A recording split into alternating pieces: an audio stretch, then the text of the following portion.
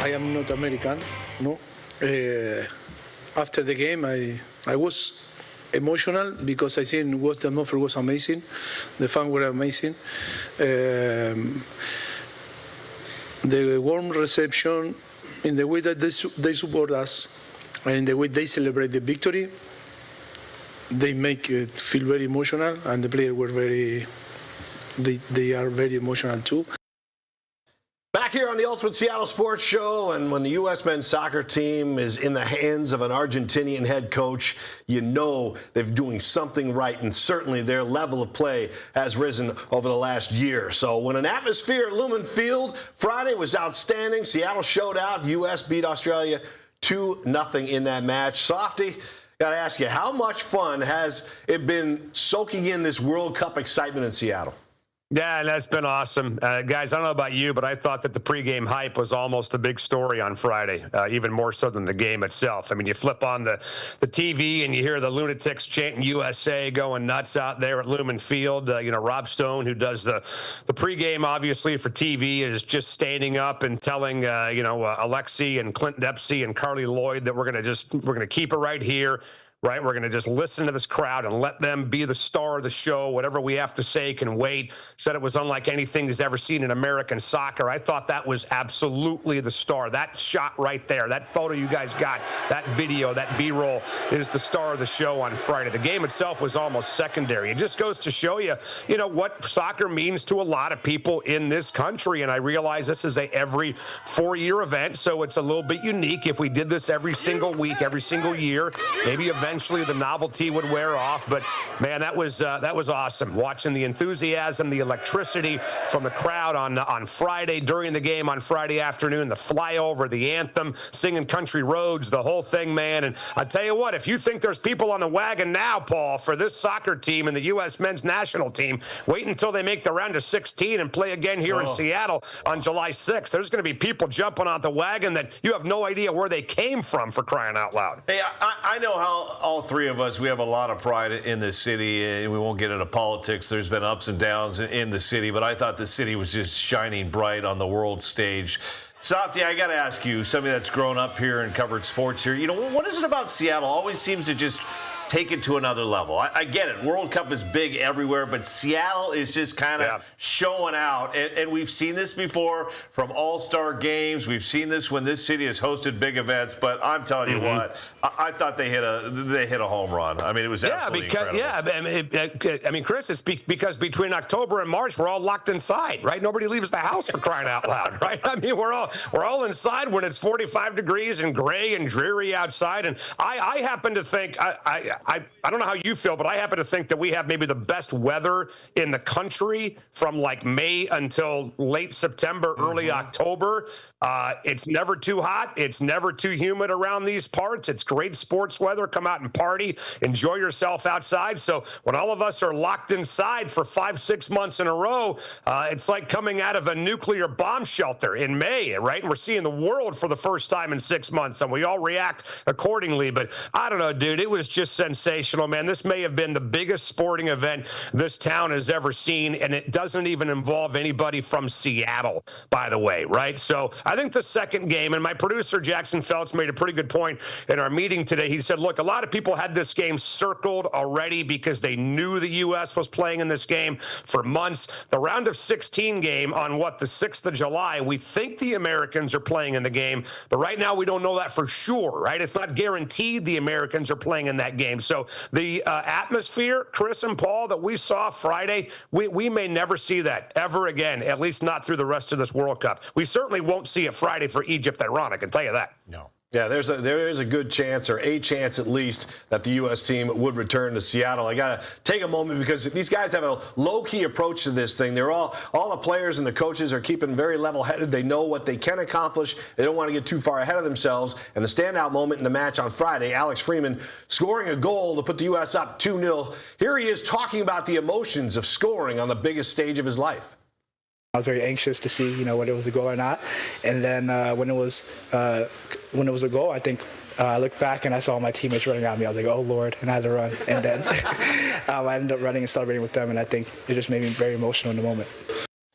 And Dave, I don't know if you know, Paul was at the game, and I think he's the one that started "Take Me Home, Country Roads." No, You did not, Paul. that and the Bon Jovi, "Living on a Prayer." Come on. What I was jacked about was the start, as you mentioned, the anthem, Dave. Normally there are performers inside the stadium for NFL games, and they get the stage, but there was no performer singing the national anthem for the U.S. in Lumen Field, and everybody, all 68,000 people in there, seemed like they were all singing the song. It was a great moment because it was so loud, and you don't hear the anthem like that performed by the crowd like that. It was awesome.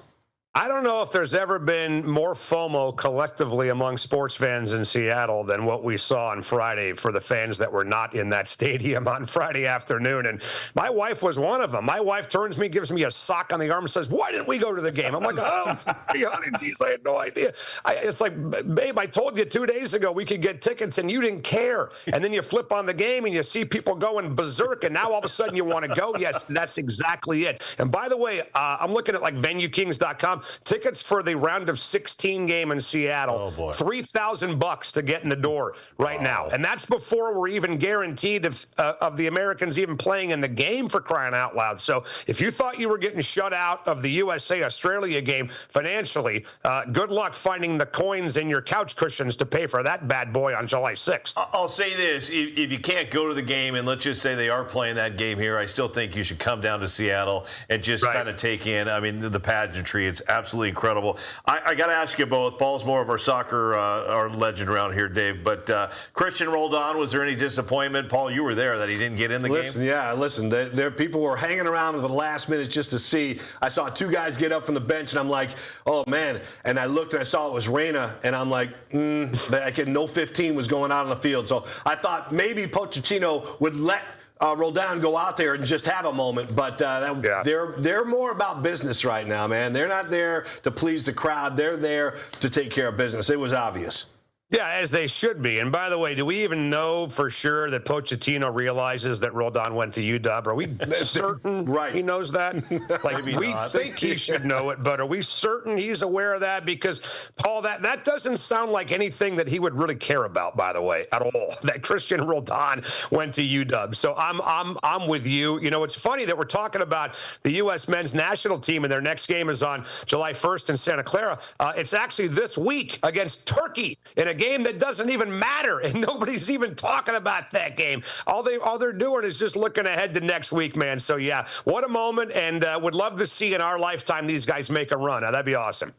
Hey, real quick, I want to turn our attention to this Marshawn Lynch thing. I don't know if you heard it. The Seahawks legend has famously said to take care of your chickens and mentals. He backed it up during his playing career. He went on the No Free Lunch podcast with Ndamukong Suh. Topic was money. Beast Mode saved all of his money from his career and told Sue, on my off days, I'd go work with these brands and get a bag, bring in a couple of hundred bands, and then I could just eat off that and not worry about my game check. Lynch made $58 million roughly in his career earnings in the NFL. Pretty cool, huh? That this guy, because there's a lot of NFL players probably like him that just stash those checks because they don't need them.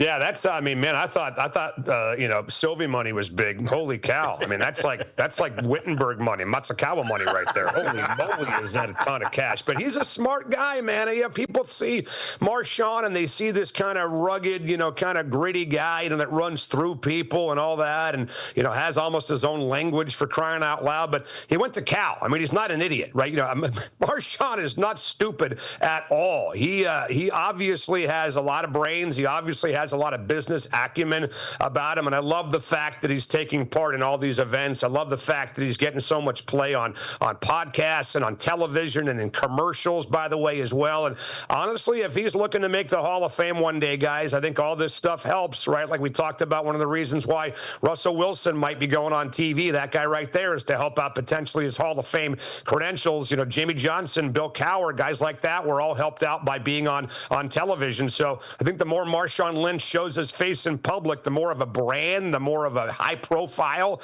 he ends up having, and maybe the higher the odds of one day him being in Canton, Ohio in the Hall of Fame. So, but I feel pride in that. Every time I see that guy, I'm like, that's our dude, right? Like, Buffalo fans may not think that like we do, but that's our guy. That guy belongs to us. And he was there on Friday at the soccer game. I also love how you didn't mention Egan money when you found out I take the Sounder every day to work. But we'll talk about it for another day.